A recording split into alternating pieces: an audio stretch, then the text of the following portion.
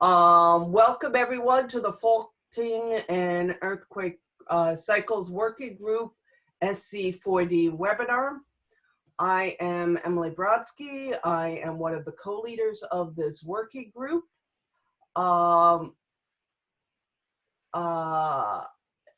like to remind everybody to please make sure your mute is on, to please turn off your camera unless you are presenting, to try to preserve everybody's bandwidth. We have people from all over the world here, and we really need to be mindful of everybody's bandwidth. And use the chat tool to communicate, please. Feel free to ask questions at any point in the webinar on the chat tool, and we are going to have a fairly short webinar so that we have lots of time for discussion at the end, again, using the chat tool. Before we get started, I also like to acknowledge that there's an amazing amount going on in the world right now. The world is a very, very complicated place. And this webinar happens to fall on Juneteenth, which is an important date for all of us. It is people who do science, and it is people who are, we are doing science for. And it is people who are going to make this enterprise work. So let us get started. Next slide, please. Probably the best place to start is just to make sure we're all on the same page about what is SZ4D. SZ4D, the letters stand for Subduction Zones in 4D, measuring in space and time, is an initiative that grew out of this vision document, this 2017 vision document, which is on the SZ4D website, which articulates some broad objectives for subduction zone science to study the processes underlying subduction-related geohazards. It is a very broad brushstroke document. It is a very in some ways, optimistic document and utopian document. But it really does a great job, I think, of sort of laying out what it is we'd like to know. What it does not do is explain how we're going to get there and how we will collect data and do the science to answer the scientific questions that are posed in that SZ4D document. And so to that end, NSF has funded a research coordination network known as an RCN, which is what SZ4D is right now, is that RCN. And the job of that RCN is to coordinate the community to figure out the how. How will we collect the data? What is it exactly we need to do to answer the science questions? Next slide, please. And so the way that sort of spins down is that the RCN, this Research Coordination Network, has set up 3 different working groups, which are broken up based on what they study. And each working group is charged with coming up with an implementation plan on how we're going to collect and interpret data sets, what data sets we're going to collect and interpret, how we're going to make sense of them in 4D to increase our predictive understanding of geohazards. Last week, for those of you who are interested, may have attended the Magmatic Drivers of Eruptions webinar explaining where that working group is at this moment. Our working group is the Faulting and Earthquake Cycles working group. That's what we're doing today. And next week will be the Landscape and Seascapes working group. Next slide, please. So our part of the puzzle, this Faulting and Earthquake working group's part of the puzzle, is to try to gain a predictive understanding of the megathrust earthquakes and their accompanying tsunamis, which are some of the most catastrophic events on the planet.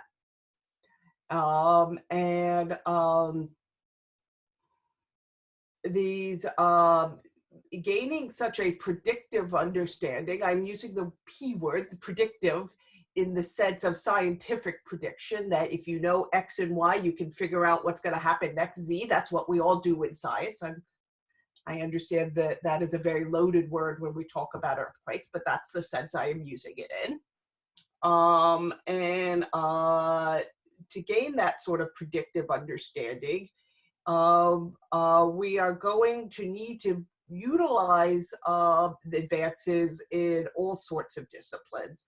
And there have been major advances in geology, in laboratory experiments, in seafloor observations, and in numerical modeling capabilities and results. And those advances sort of make us more optimistic. That's where the optimism in the SZ4D document is coming from, is we know a lot now in the 21st century we did not know in the 20th century. And but in order to make advances, we are going to need to have a very tightly integrated program, tightly coupled between these disciplines. And to that end, next slide, please, we have assembled this working group with Donna Shillington and myself are co-chairs of. And for those of you who happen to know any of these individuals, it's a fairly broad range of expertise represented here. And some subset of this group will present today, but all of this group has been quite active in this enterprise. All right, next slide, please. So, most important, I want to emphasize today is a progress report. This is not in any sense a final product. We're maybe a quarter of the way through the process, something like that. It is early days still. And one of the many reasons this is not a final product is because we need you. It's your engagement that's going to make this work. This is a coordination network. The point is to coordinate the community. Donna will go through at the end of this webinar various mechanisms we have to engage all of you. I just want to highlight a couple of them right up front. One is that this will only work if we recognize that subduction zone science is an international venture. The subduction zones are all over the world. And so we need to have an international discussion. And I'm really happy to see many people from around the world on the call today. And so to sort of kick off that international element of the discussion, we will be running an international webinar series starting on July 17th with Sergio Ruiz from Universidad de Chile will kick us off on that. And that will in fact be a series. And and perhaps most importantly, to have that kind of engagement, we all need to keep talking to each other. That's the most important part of this whole thing. And we have a lot of different ways to do it. It's a little bit more complicated to talk than it used to be. We can do it, you know, we're not running into each other at meetings, so we can keep talking over email. Feel free to reach out to any member of the working group at any time. We can do these kinds of town halls or these webinars. These webinars are purposely short to allow lots of time for discussion at the end. So coming to the international webinars and to this webinar is a way to engage. We will be saving the chat from this webinar, saving that file, and that's part of our input to this process. Okay, next slide, please. So for today, what we're going to start out with is recapping the science questions from the SZ4D vision document. As I said, these are very broad questions. They're kind of subject to interpretation. So the first thing we need to do is, and the first thing we did as a committee was to make sure we were on the same page on how to interpret these questions. And so what we're going to do is we're going to have different committee members come up and sort of recap for you how we read these questions and what we think they mean. And this is something that we are going to invite your input on as well in the survey at the end of this webinar to make sure that we're reading these questions correctly and capturing everything. And then after that, the rest of the webinar will be an outline of the process we're doing to get from these questions to an actual implementation plan. Okay, and with that, I'm going to pass this off to William Frank from MIT, who's going to start explaining the first question. Hello, everyone. So yeah, I'm William Frank from MIT, and if we could have the next slide, please.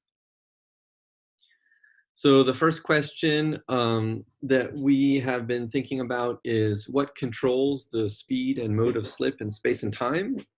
And I think we can really say since the start of the 21st century that we've had just a huge amount of new observational constraints that highlight that deformation in the Earth, transient deformation in the Earth occurs over a much wider range of spatial and temporal scales than we would have guessed previously. And so this figure on the left here is highlighting magnitude on the x-axis and the duration of the transient on the left. And I use transient, not necessarily earthquake, because we see typical earthquakes that we might approximate with simple fault dislocations at the bottom. And we can, draw a line through there and attribute some sort of scaling to that. But we purposefully left this figure without any other lines because it's hard to have one line connect all the dots that you see here. And so we see up in the upper right, there might be slow slip events that dense GPS networks have highlighted in the past 20 years. There also are some, stranger sort of earthquakes like low frequency or very low frequency earthquakes. And so it begs the question, and this was put pretty succinctly in the recent CORS 2020 report from the NSF, what is an earthquake? And how does transient deformation in the Earth happen? So that's really what this question is trying to address here. Next slide, please. I tried to go forward, but that doesn't work. Natalie's taking care of that. Thank you. So this schematic on the left is from a paper by Lay et al. In 2012, and it's a schematic view of just the wide variety of slip mechanisms that occur not only at the subduction interface, but also within the overriding plate, the accretionary wedge. But we have things like tsunami earthquakes that are that rupture much more last much longer than normal earthquakes. We have parts of the interface that we suspect to be completely aseismic, other parts that rupture in large megathrust earthquakes. And so we're really interested in getting into the details here of this phenomenology, but going beyond that and trying to explore and constrain the physical properties and mechanisms that control this such a wide breadth of faulting. And so the things that we're thinking about to address this question are 4D maps of strain accumulation and release. And of course, this will have a major component that is offshore. Looking at rock rheology and fluid transport experiments to understand the role, the frictional behavior and the role that fluid plays in that. We're also cognizant that we need better paleoseismic constraints on past rupture extents to understand or to have a better idea of what to expect, what sort of seismic behavior to expect on each in different subduction zones. We also need that we need to integrate all of these new exciting observations that we're imagining into multi-cycle rupture numerical models that can give us a more physical-based understanding of what we're looking at. And then finally, we know that we also need to integrate geological analogs of the subduction zones we're looking at today with geophysical instrumentation. And so that's what we've been thinking about for this question. And then to tackle question 2 is I'm going to pass the torch off to Roland. Good morning, everybody. This is Roland Bergman from UC Berkeley. So there's particular interest with regards to the speed and mode of slip close in time and close in space to large earthquakes. And in recent decades, we have come to realize that many, if not most, earthquakes are preceded by a phase of increased seismicity, foreshock sequences. And more, we find evidence for some earthquakes having been preceded by slow slip episodes. And that obviously raised a lot of excitement. Two particularly relevant cases are the March 11, 2011 Tohoku Oki earthquake, as well as the April 1, 2014 Ikiki earthquake, two large subduction events that were preceded by months of apparent foreshock activity, including repeating earthquakes, as well as deformation signals that indicate that foreshock activity was accompanied by slow slip. Now, there have been a number of studies focused on the deformation prior to these and other events, and there's still some disagreement as to how far back in time and what kind of processes might have been involved in these precursory activities. Next slide, please. Now, of course, what we really want to know is what are the underlying sources and mechanisms of that precursory activity, and there are different conceptual models that have been invoked. One, as shown in these diagrams of spatial distance along a fault with respect to time, is the pre-slip model, in which foreshocks are essentially a byproduct of a larger nucleation process. A rupture initiates, nucleates as a slow slip episode that grows ultimately into a rupture, meaning there's a systematic process involved. On the other hand, the cascade model suggests that maybe foreshocks are really just interacting smaller events that just happen to eventually trigger a larger event. If we go to the next slide, in addition to those kind of end member models, it's possible that slow slip episodes themselves may also not actually be a fundamental nucleation process of impending ruptures, but may themselves just be episodes of slow slip that happen to trigger an earthquake. And we do know that clusters of seismicity, very similar to what ultimately turns out to be foreshock sequences, happen in space and time independent of future ruptures. And we also know that slow slip occurs over a wide spectrum without being followed by large ruptures. So just as an example, in 2008, ocean bottom pressure sensors detected a slow slip event that had a lot of similarity to that that preceded the 2011 great magnitude 9 earthquake. So we're really eager to learn if there are unique characteristics of pre-slip and foreshocks that allow us to see some distinct characteristics. And for that, we need improved observations, more in situ observations close to the source, including offshore and ocean bottom observations. So I'll hand it over to Thorn. Hello, everyone. I'm Thorn Lay. I'm at UC Santa Cruz. And I'm addressing one of the third questions here, which is associated with the excitation of tsunami. As we're all aware, tsunami are an important natural hazard associated with subduction zones. And in the past 2 decades, over 250,000 lives have been taken by earthquake-generated tsunami. Particularly large tsunami originate in the shallow region of subduction zone megathrusts. As illustrated here, the 2011 Tohoku, Japan tsunami involved up to 40 meters of run-up along the Honshu coast.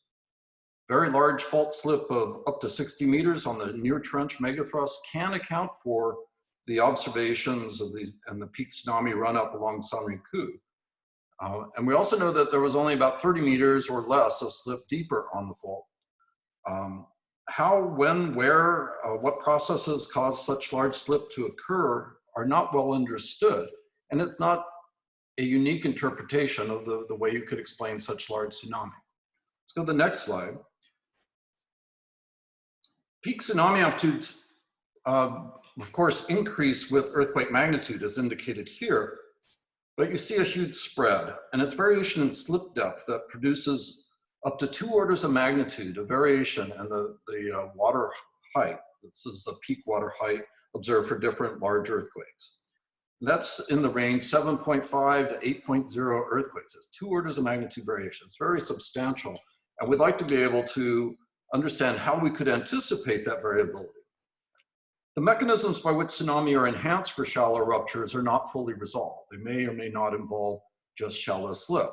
Candidate processes include increase in slip and low rigidity fault zones at shallow depth, dynamic interactions with the seafloor boundary conditions that can enable fling of the wedge toe, splay faulting or pop-up structures that enhance seafloor uplift, dynamically induced plastic deformation and uplift of the toe, and triggering of near trench landslides. All these have been proposed as interpretations of some of these events on the right, though the majority of them can be accounted for by slip on faults.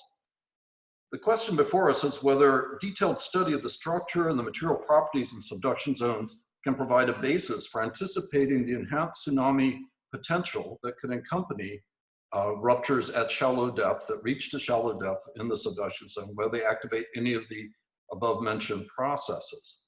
This would guide risk assessment and mitigation efforts and extend beyond simple rapid determination of a seismic moment magnitude, which is not going to suffice to give you precise prediction of tsunami altitudes.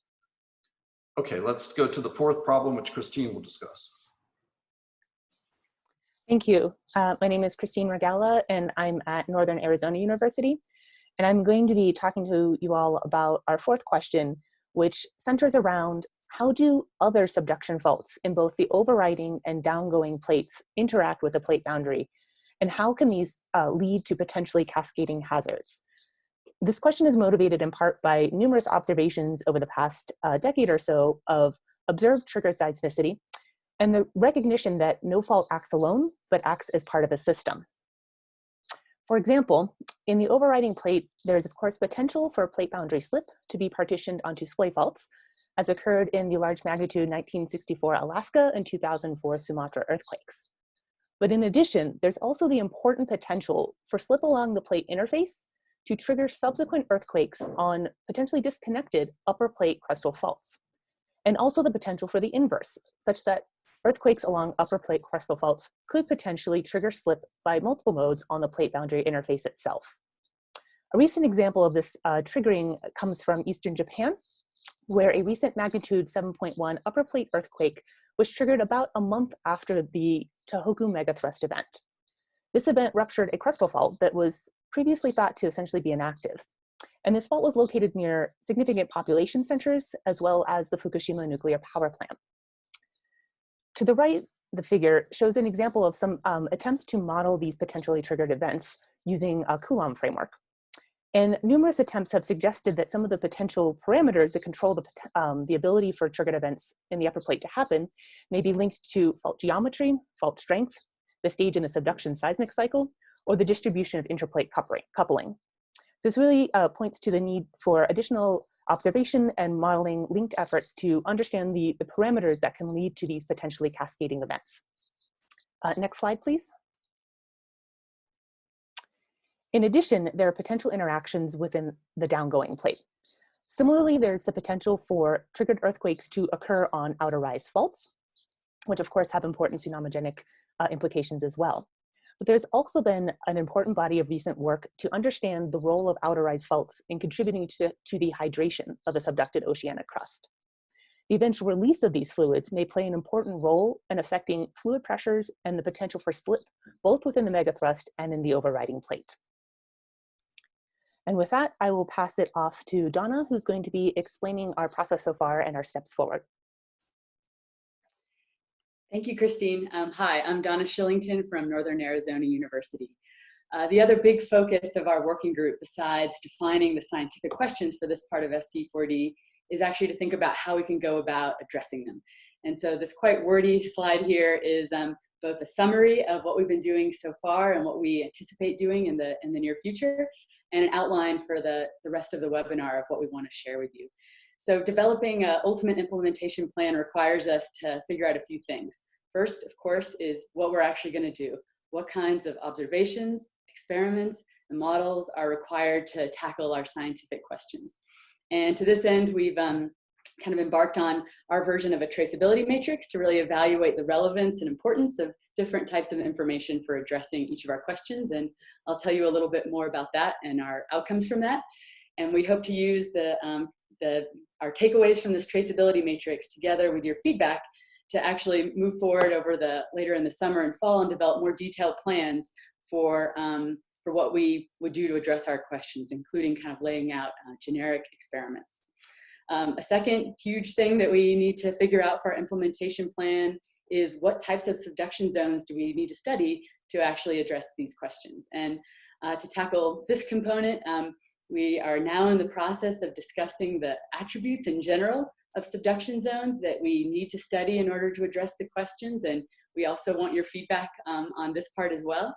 And at the same time, we're assembling some other resources that can help inform future decision-making about this. And those include an inventory of subduction zones and an inventory of onshore analogs. And again, with your feedback and these pieces, we hope that we can put all that together to make rational decisions about suites of possible subduction zones we could study that would get us to our answers to our questions. And finally, a very essential part is the people. We're here in this webinar to share with you what we've done so far, and we really need your feedback now and moving forward in order to put together the strongest implementation plan that we can, and ultimately to enact a future SZ4D.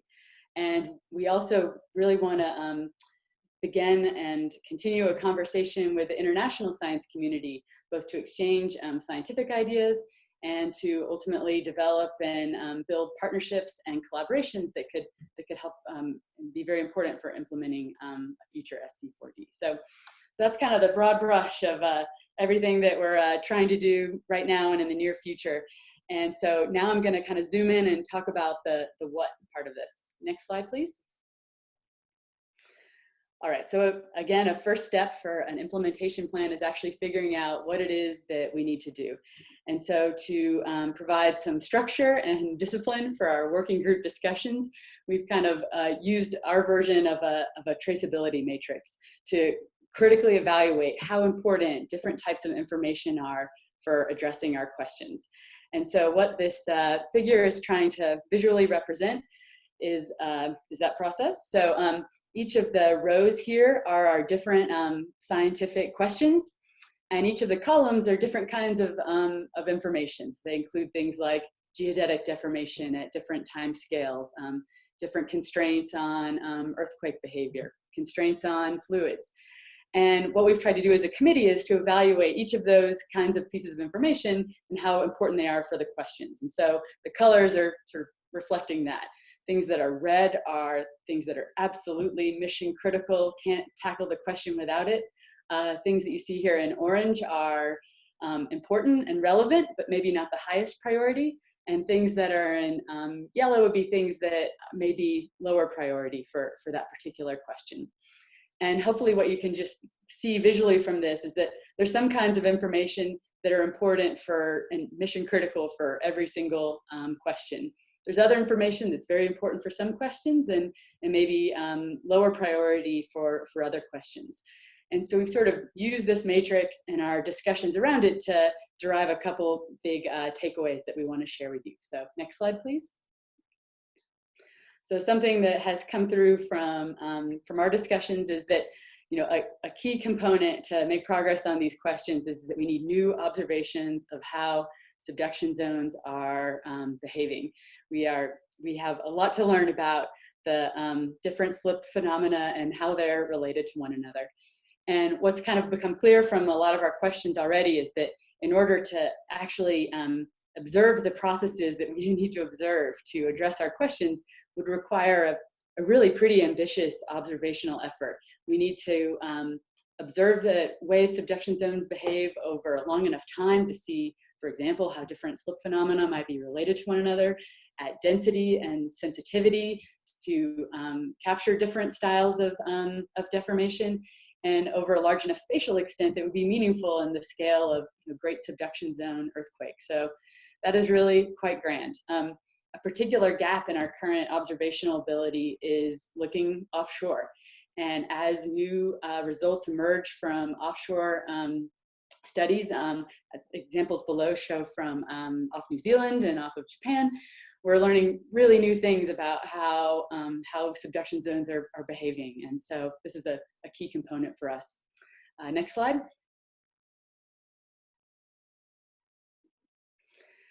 And another thing that emerged from our discussions in this traceability matrix is that in order to make sense of new observations of how subduction zone faults are working, we're going to need a lot of other things, and in particular constraints on the geology and structure of subduction zones at a variety of scales, and targeted models and experiments to also help make sense of that slip behavior. And as has been mentioned before, we're going to require really tight coordination between those things to really advance ourselves and make progress on these questions. So a coordination is a huge part of what our discussions have emphasized. And finally, another takeaway from our discussion so far is that we really need to study multiple places in order to have a chance to span the variations in behavior and possible controls on that behavior. We couldn't do this at just one subduction zone. So this is, a summary of some of our discussions on the what part of our implementation plan. We really want your feedback on both what we've shared here and what you think are the most important observations, models, and experiments for to tackle these questions. And so this is an important part of our survey. So please take the survey, and then we can have discussion of that after the presentation part of the webinar. So with that, if we could go to the next slide, and I'll hand it over to Melody French. Thanks, Donna. I'm Melody French from Rice University. So once we've refined the science questions, as well as the attributes and the measurements that will be required to answer them with your input, then we'll be in a position to decide where to go. So to prepare for that stage of the process, we are currently assembling 2 inventories, one of modern subduction zones, and a second of exhumed geologic analogs, to make sure that the decisions that we make about location are both informed and also systematic. To create the subduction zone inventory, the working group members have divided all modern subduction zones, shown here, into 49 different segments. And the working group has been cataloging a suite of characteristics for every one of these segments. Next slide, please. Just to give you an idea, this is the data that we have been compiling for each segment, and that will eventually be used to make decisions about implementation. So this data includes information about earthquake behavior, the physical attributes of the different segments, the data that is or has been collected at these segments, as well as other logistical considerations. Next slide, please. In parallel with the compilation of modern subduction zone segments, we've also been assembling an inventory of exhumed subduction analogs, like Donna mentioned. The purpose of the analog inventory is to aid in the eventual selection of sites for geologic and experimental studies. This map here shows the current inventory of sites and is color-coded by the approximate maximum depth of the exhumed rocks. This is a work in progress, and we do anticipate that we'll be reaching out to the community for additional assistance assembling this inventory. Next slide, please. In the end, we imagine that the field sites will be selected from the analog inventory based on 2 criteria. 1, which sites serve as the best analogs to the instrumented subduction zones, and 2, which sites provide the relevant data to answer the 4 driving science questions that were outlined earlier. For instance, in these completely made up examples here, sites A and B were selected because the rocks at these sites provide information on the length scales of heterogeneity, which in this completely made up example was determined to be critical for answering science questions 1 and 2. Sites C and D were selected because they are the sources of samples that can be tested in the laboratory to understand controls on VP-VS ratio. And in this made-up example, that was determined to be important for answering science question 1. So hopefully this gives you a sense for how we anticipate employing the onshore analog inventory eventually. Next slide, please. Although we are not making decisions about the study locations just yet, we have discussed some consideration about site selection, and we're hoping for the community input on all of these as well. These issues include that we will likely need to study multiple systems in order to span the parameter space, and that the systems we study should exhibit variations in behavior both between them and or within them. We will absolutely also need to build on the results of prior studies and programs. The different science questions may require different subduction zone attributes to answer them. And we also want to note that, of course, our international partnerships will be critical to the success of the program, and that our planning and implementation stages must be respectful of local cultures and politics. Next slide. So from here, I'm going to hand it back to Donna Shillington. Thank you, Melody. All right, so we're getting close to the end of our prepared presentation, and just wanted to finish with a few pieces. One was just to sort of summarize and re-emphasize some of the things that we've tried to share.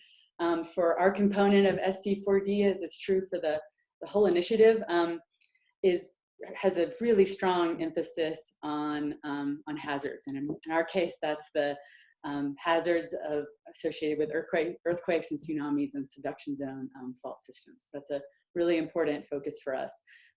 In order to address the questions that we've posed about these hazards for both our part of SZ4D and the others, is going to require a really close level of coordination and integration across fields in order to be successful.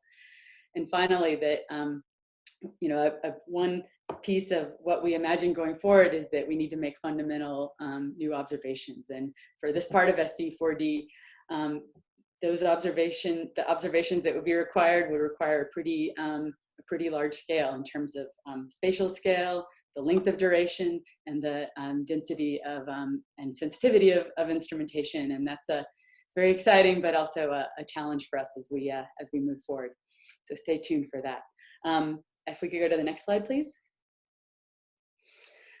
We also wanted to share with you just kind of a broad brush outline for how this process is going to move forward. Here we are in June, and are reporting back to you with a summary of some of our discussions over the last 6 months since a kickoff meeting in Albuquerque in January.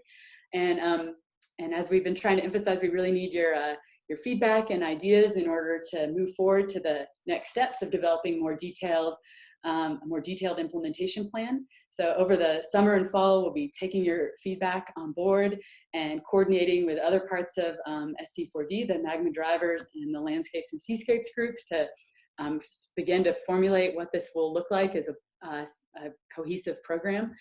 And at the same time, we'll be also kicking off the international working group part of SZ4D, including a webinar series. And we're excited to announce that on July 17th, we'll have our first presentation of this international webinar series from Sergio Ruiz from University of Chile. And then the other thing happening over the coming months will be a number of sessions in town halls at GSA and AGU, where we'll have a chance to share further updates with you and get your feedback. In 2021, we hope this is when we're really going to start to pull together real drafts of what this implementation plan will look like, and to get your feedback on that, with the idea of hopefully having a final plan by summer, fall of 2021. So that's the broad strokes of where we're going. If we could go to the next slide, please. And so this is the final slide, and is another call for your input. So we're going to use the rest of our time here to take questions in the webinar. And so please type your questions into the chat window, and we'll try and address those both verbally and by typing into the chat window. And this will also be a record for us of the feedback we receive, and we can share it with you. But we also want your feedback in other ways. If you haven't done so already, please sign up for our interest group. We're going to be using that as a way to communicate and get feedback with the community going forward. We've designed a survey with questions about all of the main things that we talked about in this webinar, about the science questions, about the most important things that we should do to address those questions, and about the kinds of places that we should go to address those questions. And so we really encourage you to take that. And in about a month's time, we'll summarize and synthesize the results of that and share it with the interest group, so you can sort of see what the overall feedback was that we got from the community. Please engage with us in other ways. We're on Twitter. There will be, as I said, these sessions at GSA and AGU, and we just want to keep the conversation going. So with that, I will stop, and we will begin to take your questions. So I am looking here at the chat window, and I saw one that I wanted to take on right away. So Rick Benson asks, with the expansive data types, are there plans for data management, and will data be open immediately, embargoed for periods of time? So this is a very important point. We've begun to discuss a little bit the importance even of existing data in our working group, and the importance of sharing and hopefully making that available. It's a way that we can already start to have consider subduction zones globally, but this is an important topic that we're going to be focusing on in the coming months. So thank you for raising that.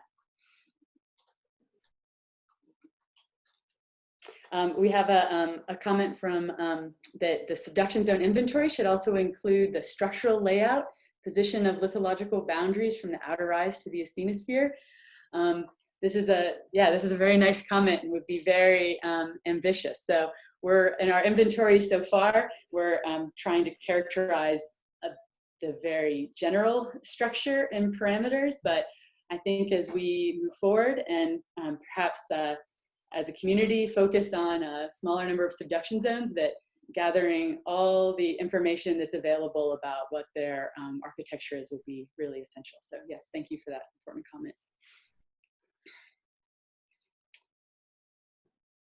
All right, we have a comment here. Are we connecting to the tsunami community? Maybe I'll invite others to join in on answering the question, so you're not only hearing from me. So maybe as I begin to answer that, I can ask if Emily or Thorn possibly would like to weigh in with that. We've tried to engage people who are connected to the tsunami community on our membership of the steering committee and the working group to get their perspectives. So that's one way that we're connecting. Emily or Thorn, would you like to add anything about that? Thorn, could you take that one on, please? Well, it's a little bit difficult if you're talking about the emergency response community, not specifically yet. I mean, we haven't identified particular areas of targeted research, but in a general sense, there's strong connection between researchers working on large subduction zone earthquakes and this tsunami warning system community. So people like Diego Melgar, myself, others are working to develop techniques that can help that community. I imagine that as we go forward, the interest will be high in terms of trying to identify mechanisms that might augment their existing warning capacity. The biggest issue that seems to be outstanding is getting source depth accurately, rapidly. Because as I showed in the slide, that if you have a very shallow rupture, that's particularly tsunami-genic, but getting the source depth in a rapid inversion framework within minutes is a challenging thing to do. So there will be connections made. They'll get more specific, I think, as we progress. Thanks, Summer, for your comment there. And I'd also want to add that Diego Arcas from NOAA has been involved in this committee. He stepped off because he had other obligations at the moment, but he's been watching carefully how this progresses. Thank you, everyone. So we had a question earlier from Tim Parker, who asked about, what about the 4D? How long do these studies need to last? And so maybe I see that Emily was beginning to answer that one, so maybe I can turn that one back over to her to take. I'm sorry, I was still on the tsunami one. I was trying to deal with the chat. One more time, Donna. Sorry, I was just re-asking Tim Parker's question. What about the 4D? How long do these studies need to last? Oh, I'm sorry. Yeah, well, that's kind of one of the things that's part of why this is an implementation plan and that this plan is necessary. The vision document did say. And so I think it's pretty clear to all of us who study earthquakes that we're not talking about 3-month deployments. That would not be a major advance, that we're talking about many years, possibly decades.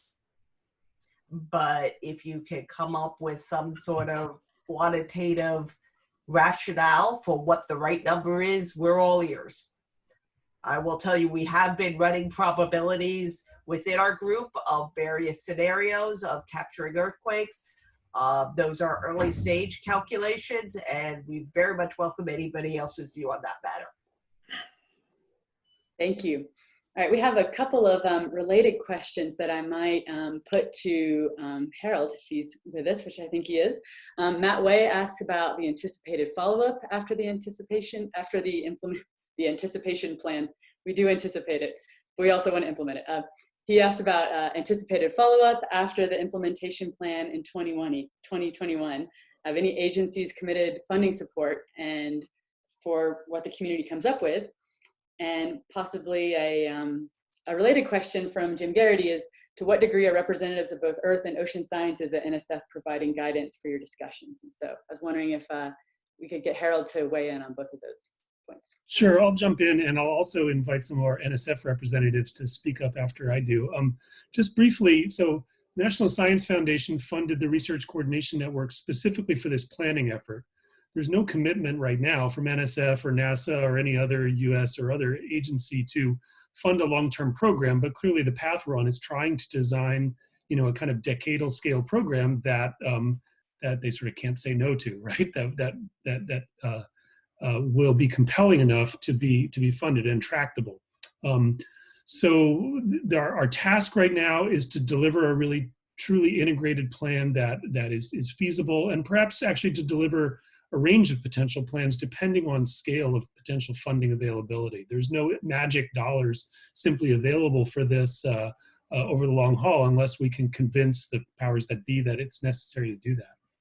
I know, and I can call him out because he did this last week at the Magmatic Drivers one, Denny Geist, to see if he wants to say anything from the NSF perspective. Your hand is raised, so. Can I go, Donna? Yes, please. Okay. Thanks, and it could not have put it better. We're in an internal planning process at NSF as well as the community plans and generates the science questions and the motivations for an initiative like this. We're working in-house. We really had, we were waiting on the CORS report to kick this off, and now that is in hand and the SZ4D was cited as a very promising initiative, we're working with OCE to in-house to complement what the community is doing. So as Harold said, there's nothing definite right now. We're working with the community and incrementally right now, and we hope not too long we'll be able to say something more definite. I can just follow up by saying, yeah, and the funding from within NSF came from, I think, 5 different programs spanning really ocean and terrestrial earth sciences. Obviously, that's completely necessary for a program like this. And so, so Jim brought up the Sea Changes report, which along with the CORS report, all highlight things that are really important to this program. And we just have to keep the, the fuel running on that one. Thanks. All right, thank you, Harold and Denny. So, so we had a question from Jean Jouen. As distributed acoustic sensing emerges strongly in submarine seismology, should SZ4D consider the availability of dark fibers and the choice of target subduction zones? We have not spent a lot of time yet talking specifically about DAS, but I agree this is a really exciting frontier new area of observations in the oceans, and so it would be great to get more feedback from you on how you think that we could take advantage of that in an implementation plan for this part of SZ4D. All right, so we have another question from Randy Williams. With respect to studies of exhumed onshore analog systems, have there been any discussions on potential inclusion of analogs that are in fact non-paleo subduction zones? Many of the physical chemical processes governing fault stability and strength are likely to be common across different kinds of plate boundary interplate faults. So I would like to invite Christine or Melody to address that question if they could. Sure, I can jump in here. Thank you. That's an excellent suggestion. As we've been thinking about these analogs, we've been starting off by focusing on subduction analogs because they would potentially have the right PT conditions to be material analogs for our eventual sites that we may be monitoring. But your point is perfect in that it's our goal of bringing these analogs in is to help understand process and link process to observables. And if there is a non-subduction zone analog that can help us answer these questions, then yes, we should bringing them in. And this is the kind of input from the community that we're going to be needing from you to help this working group determine what the right analogs are as we move forward. Thank you very much, Christine. And so we have another question. What is the plan to connect the subduction zone science with the public in terms of outreach and education efforts, particularly for the earthquake part? This is a super important point and definitely will be a part of our discussions going forward in an ultimate implementation plan, but we haven't gotten there yet. So far, the deliberations of our working group have been focused on the scientific questions and kind of the broad brush of what we might do, but we would really value feedback and ideas on how to design a effective outreach and public engagement program. So definitely encourage you to send us your specific ideas so that can inform us when we get to that part of the plan. Thank you for that comment. All right, let's see what other questions we have here. I see from, I believe from Maureen Denol, mentions that old OBS data can be very valuable but hard to access and not curated. Could we have an effort to recompile and reorganize previously collected data in subduction zones worldwide? I think this is a really great suggestion and comment, and mirrors some of the ideas that have come up in our discussions that very important. We've done things in subduction zones for some years, and so a very important place to start is by compiling and using a lot of the existing data that we have around the world and making it easier for all of us to access and integrate that. And so we don't have a specific plan for what that would look like, but agree that taking advantage of existing data and then using that as a springboard for future data collection is super important. So thank you. If you have ideas on how we can best do that synthesis of existing data, we would really value it. All right. I'm going through the questions here to see what I've missed. So we have a question from Alice Gabriel. What's the group's vision on the most useful outcome of observation integrated modeling? Predictive, bridging scales, uncovering fundamentals? I think my answer to that would be yes. We hope that we could use that a combination of observations and models could be used for all of those things. Maybe if there are others on the working group who wanted to add to that, I don't know if Roland might like to add on anything there, or if we have Magmatic. Sure.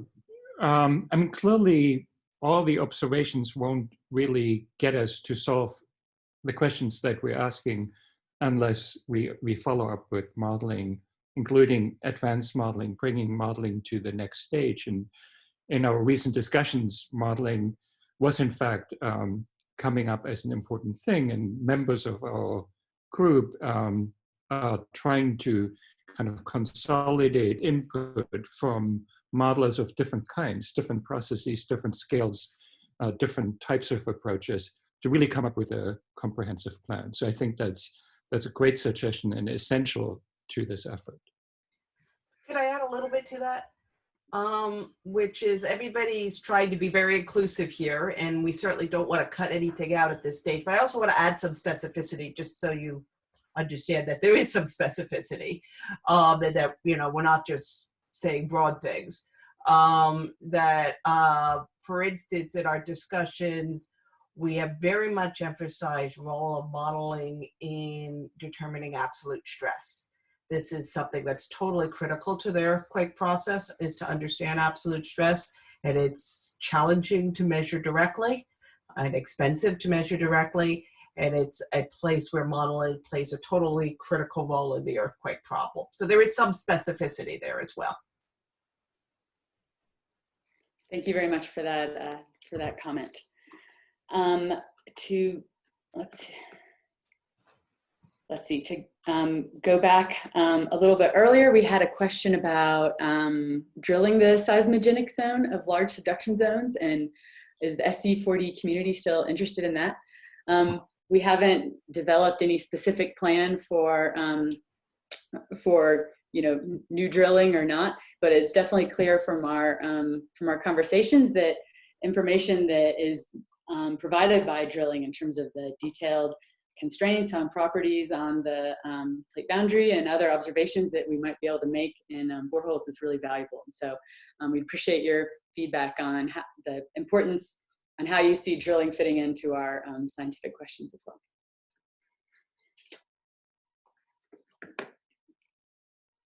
Okay, what other questions do we have here?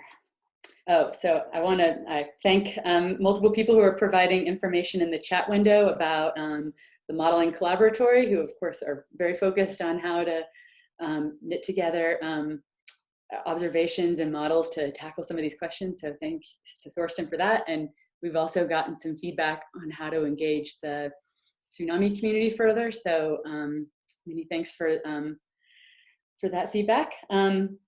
So we have another comment here. MT permanent stations and active subduction systems may provide information about spatiotemporal changes in resistivity linked to the earthquake cycle. Have you considered this sort of monitoring in the entire strategy?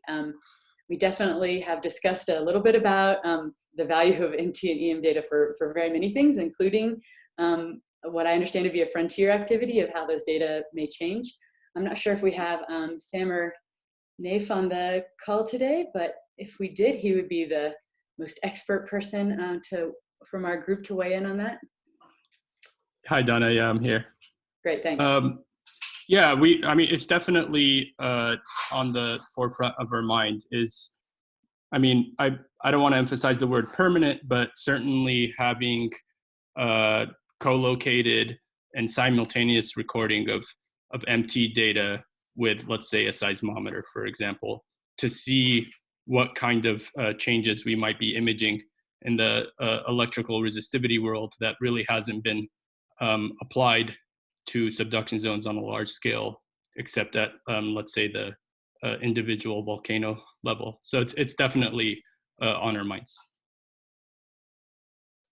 Thanks very much, Samer, and thanks for the questions. All right, we're nearing the top of the hour here, so maybe a final call for any other burning questions or comments? I'd like to take on the regional seismic network question, if I may. Oh, yeah, please do. I think that is a really important issue. It's particularly important for question one, that one of the things that question one, again, is the sort of relationship between different styles of slip. And it's also quite relevant for question two, which is the predictive precursors question. Those questions really revolve around measuring small earthquakes, and those earthquakes are best measured by the regional networks. So we would be remiss if we didn't acknowledge the importance of regional networks to this enterprise.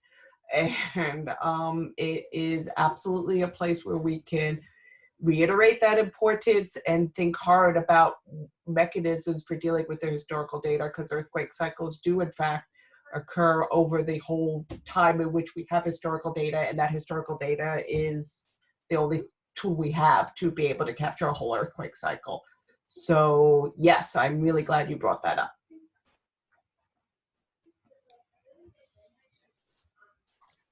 Thank you. Thanks for highlighting that important question. Okay, we have maybe a couple more questions we can try and address before we wrap up. Tim Parker says, many of the interesting observations presented in subduction zones are from Japan's undersea networks. Will these kinds of investments be made in the USA? Would take more than NSF to fund these kinds of observations. We, as Harold said, we don't know yet in the future what the level of commitment will be, and we still have a lot of work to do to kind of put together what we see as the best plan to tackle the science, and then to communicate with agencies about different strategies for possibly funding that model. So that's something we hope to map out in the coming months. Can I just weigh in really quickly on that one too? Is that you know, what we've seen from some of these previous very large-scale programs like GeoPrisms or EarthScope is that the organizational sort of science structure then leverages lots of other activity. So, for example, really creating an integrated SZ4D effort might allow us to leverage, you know, federal and state level resources for things like offshore instrumentation that won't come through NSF. The important part is sort of getting that nucleus of the real science linked to hazards going. So we really take that on board as a major part of the bigger effort. Thanks. Thank you, Harold. Well, now we are past 12 and we're very respectful of everyone's time, so we don't want to go on further than that, but I just want to end by thanking all of you so much for taking time and in this very unusual time to join us, to listen to our update and to provide us with so much feedback. We really appreciate it, including our many international participants who are participating at very uncivilized times. Thank you. And yes, please take our survey and engage with us and give us further feedback by whatever means you want. We're looking forward to hearing more from you. So thank you, everyone. Much appreciated.